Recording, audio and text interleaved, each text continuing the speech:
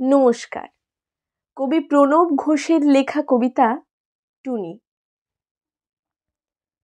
বিজ্ঞানে আমি 10 পেয়েছি, মাত্র 10। আমার কি দোষ বলো? প্রশ্ন যা ছিল খুবই সহজ, উত্তরও ছিল জানা। ভাগ্য আমার সহায় ছিল না, পৌঁছতে হলো দেরি। নইলে আমি কি তেমন ছাত্রী বিজ্ঞানে ফেল করি? সকাল থেকেই নানা অঘটন। জলখাবারে আস্ত ডিম, রান্নার মাসি নিয়ম জানে না, ডিম খেতে নেই কেননা গোল। অমলেট দিলে দোষ কেটে যেত, লেটার মার্কস পেতাম ঠিক। ভাগ্য আমার সহায় ছিল না, যেতে দেরি হলো অত্যধিক। ঘর ছেড়ে যেই বেরোতে যাব, দাদু হেঁচে দিল, হাঁচো। ঠাকুর মাতাই রেগে মেগে কাঁই, মাকে বললেন, অবমা হাঁচি পড়লো, বেরুই না যেন। টিক টিক টিক, তক্ষুনি মা বললেন, ঠিক আছে ঠিক আছে, একটু বসে যাবে টুনি। অগত্যা তাই বসতে হলো।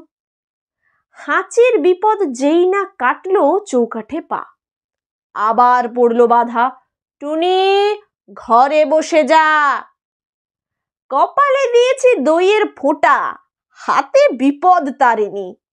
কোমরে ঝুলছে ঢাউস মাদুলি, বিপদ এড়াতে পারিনি। অতি সাবধানে ঘরের বাইরে যেই না গিয়েছি, কুট্টি বোন চেঁচিয়ে উঠল, দিদি দেখ দেখ, পাঁচিলে একটা পাখি, কি সুন্দর, লালচে চোখ, হলদেটে ঠোঁট, বাদামি পিঠ।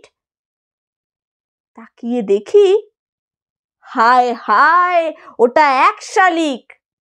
রিকশা কাকু দিচ্ছে তারা, কিন্তু যাবার জো নেই। বাড়ির সবাই শালিক খুঁজছে, আয় রে শালিক আয়।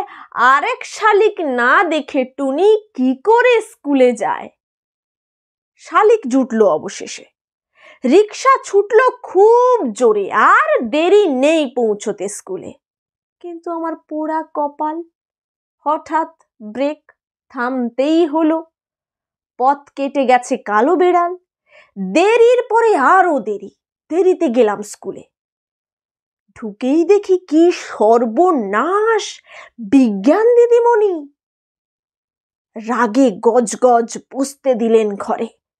বিজ্ঞানের ছাত্রী হয়ে তুমি ডুবে আছো কুসংস্কারে।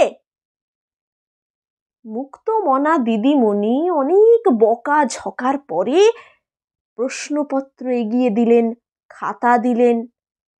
হঠাৎ চেয়ে দেখি, পলা নীলা শঙ্খে ভরা দিদিমণির হাতের আঙুলগুলো।